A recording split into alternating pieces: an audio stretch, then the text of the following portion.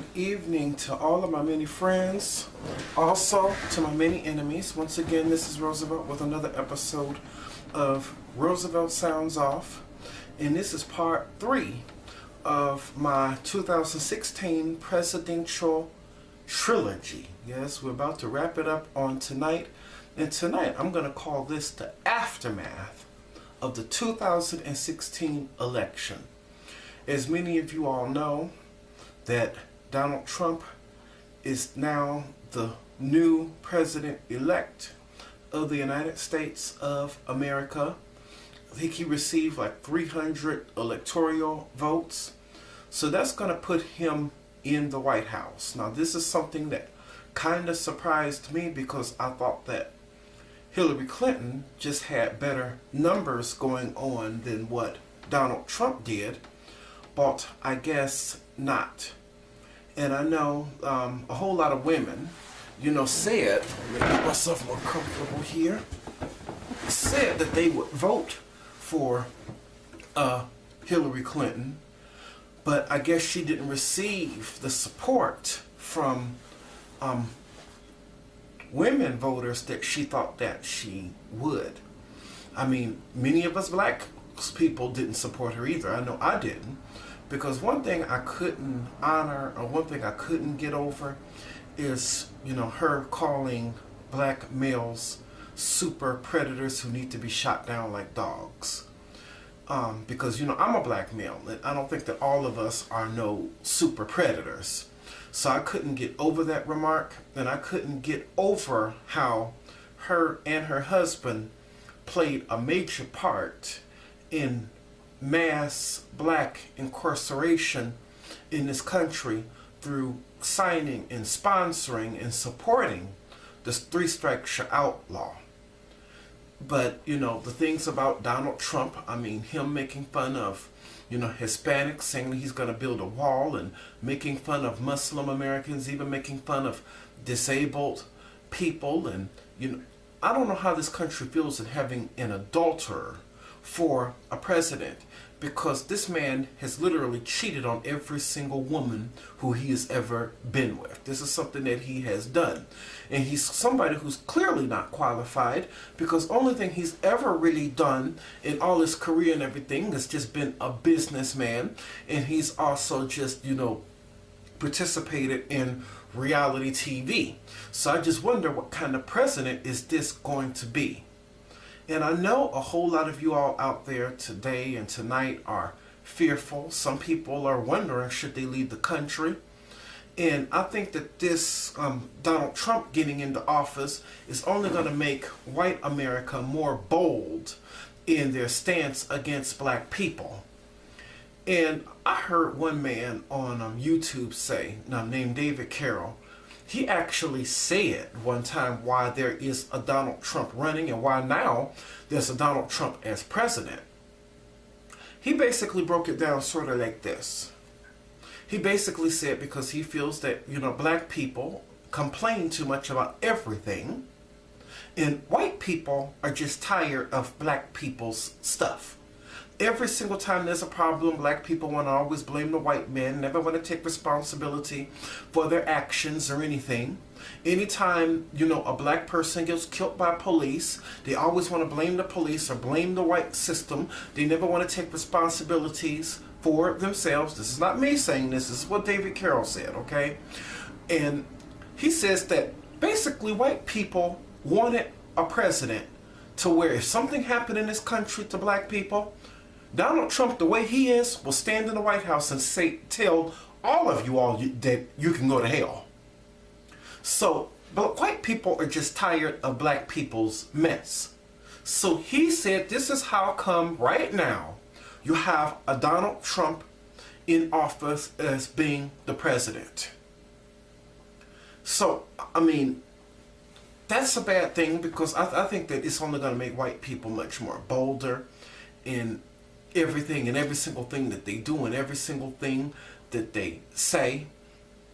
I mean, because like I said, even in the protest here in Chicago, police protest in the Mount Greenwood area, I mean, you could feel the tension, you could feel the racism, because it seems like Donald Trump has resonated more with like white people from the suburbs. So even though some of them, they acted like they weren't going to vote for Trump, a whole lot of them have gone and voted for Trump.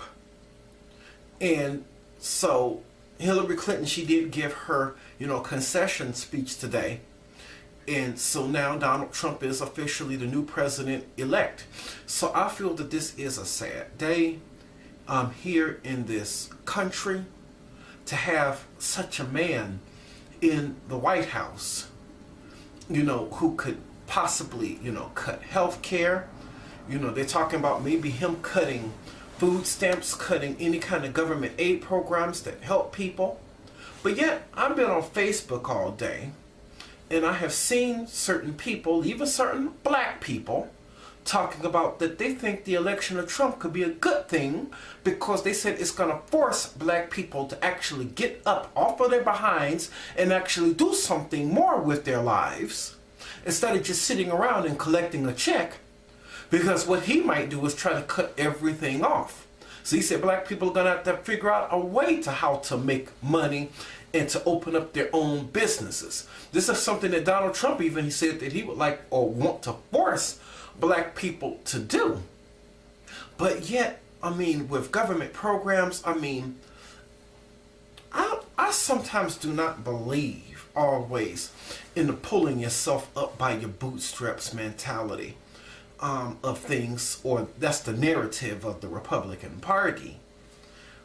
Because, it's truly, really and truly, I feel some people out there that truly don't have any kind of a place to turn, or they've experienced nothing but just bad breaks and everything in their life. And many people just don't have any kind of a place to turn. And just to say that people are just supposed to pull themselves up by their bootstraps, what if you're so broken down and so downtrodden and so brokenhearted that you don't even have any boots to pull up anywhere? But this is a narrative of the Republican Party that this is something that you should be doing. But, I don't know. People always try to say hard work pays off. I don't know completely if hard work pays off. Because you could work hard and everything all of your life and try to do and say all the right things and hang around all the right people. You still end up on the short end of the stick. Look at somebody even like myself. Hate to keep beating a so-called dead horse to death, but I just have to in this case. Look at somebody like me. Look at how Roosevelt Sounds Off came about. This program was born back in 2012 because I, Roosevelt, yours truly, your friend, brother, pal, and confidant or whatever, was mistreated and experienced and I think a terrible injustice at the hands of the Chicago Police Department, and I never received justice. So I started speaking out on many other things, in many other subjects besides just the issue of police brutality, because what I tried to do is try to even give a voice to other people. That was even my, thought in trying to bring on guests, and still trying to bring on guests now. Only nobody sometimes hits me up or whatever like that. But I'm hoping to pick up more subscribers, and I'm hoping to even pick up more guests. People who want to get their voice out there if they've ever really been mistreated. And I came from from not two parents. No, I think that'd be an understatement. Two good, God-fearing parents who kept me in the church, who, taught me all the right things, who taught me, respect. Even though both of my parents were completely blind, they still taught me and my little brother things that we needed to know, and the right things to make it through this life so we can be able to navigate ourselves through this life without falling into certain traps, without falling into certain pitfalls or anything. I think I went to the right schools. I didn't always make the best grades, but I always tried to be, good. I always tried to, treat people with love and respect if I could. Anytime I was in a relationship, I always tried to be faithful in that relationship. I mean, I try to take up the right things, go to the right schools, speak in the right way that, American society always tells us that we should act and speak. But yet in July of 2005, I feel that the Chicago Police Department, when they raided my home and called me and my landlady's boyfriend, called us all kinds of N-words, and made it, seem, because the house I stay in is kind of nice, and one of the cops even made a comment talking about this house is way too nice for the average black family. Who the fuck they expect over for dinner? Goddamn fucking Reverend Meeks. In case you all don't know, Reverend Meeks is one of our mega church pastors here in the city of Chicago, but yet I digress. This is how I got treated when I went and did every single thing in the right way. I made sure that I wasn't a part of any kind of gang. I made sure that I wasn't participating in any kind of criminal activity. I kept my nose clean, but look at all of this stuff that happens. I didn't cause trouble. Trouble went and came and found me. So that just goes to show you that that narrative of the Republican Party, and even the stuff that black conservatives say, like Larry Elder always says, that if you do the right things and say the right things, you'll never be poor and you'll never have nothing but good experiences in this life. That is nothing but a lie. Because look at me. I think I'm proof positive of the fact that that is not true. That you could do all the right things and still end up behind the 8 ball. This is how come even in our legal system you have men and women, whether they, and I'm not even saying this is a black thing either, because I think that you have many men and women, whether they be white, whether they be black, whether they be Hispanic, whether they be Asian, who right now could be sitting in prison for crimes that they did, even commit. And some of these people in life might have done things right. So no, the narrative of the Republican Party is not true. It's a farce. It's a falsehood that's being spread, into America just so Republican leaders can get into office and pass legislations to cut government programs and even to take away some of the protections that us as a people have against racism, against miseducation, against police brutality. These narratives are made to take this kind of stuff away from us who are the 99%, the common people of this country. It is all a lie. And Donald Trump, the stuff that he's saying that he's willing to do to immigrants, willing to have police and FBI and CIA and special agents go and kick down immigrants or illegal immigrants' doors and everything and drag them off and from their children and have them deported and thrown out of the country, and willing to put all kinds of things in place in favor of police so they can have the right to kill us. All of this stuff that he said he's planning on doing to immigrants and these kind of people, which mainly means, Latin and black immigrants. But I bet you he's not doing the same thing to white or Eastern European immigrants. Why? Because that way he would have to deport his wife, because she's also an immigrant. Talking about, we should build up a wall. The wall is going to be 10 or 15 feet high. Even the Pope Francis, said that Trump is not a Christian. Because even he said that you're not a Christian anytime you could talk about building up walls to keep people out and not include people, instead of building bridges where you can include everyone. This man is not a Christian. I heard one woman, one of my Facebook friends on Facebook Live, say that Donald Trump has a soul also that needs to be saved. Oh yeah, it needs to be saved. And she said, now I believe that she said the best kind of a thing. The only thing she said we can do as a nation, since right now he is the president-elect, so basically at this point, hate to say it, and hate to even use this statement because I really hate using it, it pretty much is whatever it is. She said the only thing we can do is just pray, have faith, and give someone like Donald Trump to God. That's all we can do at this point. And realize and acknowledge the fact that no matter who is in the White House, that God himself, and this is coming from even one of my other Facebook friends, not going to call her name because she might not want her name to be called out on Facebook, but it's a very good, statement that, a comment one time that she left me when we were talking about all of this, where she says that no matter what, God is still in control. God is still in control at the end of the day, because Donald Trump can't do any more than God himself allows him to. Because it does say in the scriptures, don't have time to go to it for time's sake, but it does say in the scriptures that the heart of the king is in the hands of Almighty God. So if the heart of the king is in the hands of Almighty God, then that means that Donald Trump's heart is also in the hands of Almighty God.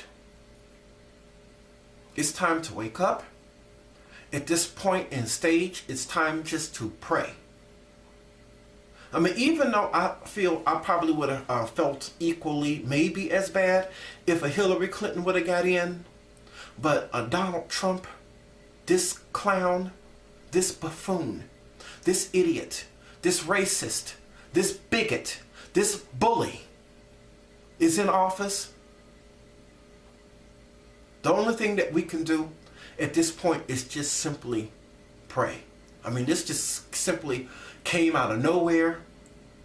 Nobody hardly saw it coming, because me, myself, I really didn't expect him to win. I thought that Hillary Clinton would win, since, all of the pre-polling numbers and stuff were, in her favor. But then all of a sudden, when I'm watching the election returns last night,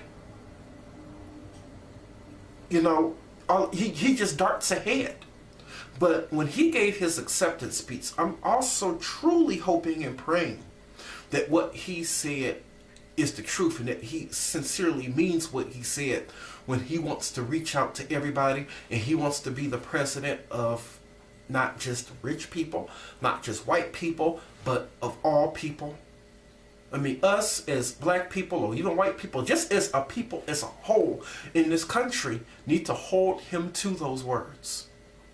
That's what we need to do at this time, is pray and hold him to those words of being the president of all people. Because truly, if you are the president of the United States, you are not only the president of white people, you are not only the president of black people, you are not only the president of Latinos, you are not only the president of Asians, or biracial, or gay, straight, transgender, whatever. You are the president of all people. It's time to pray, and it's time to come together as a people right now in this country. And it's time, just in case of anything, to buckle up our seatbelts, because we could be in for a rough and rocky ride. This is why in part 50, I did the show, or did a feature on the King Alfred plan.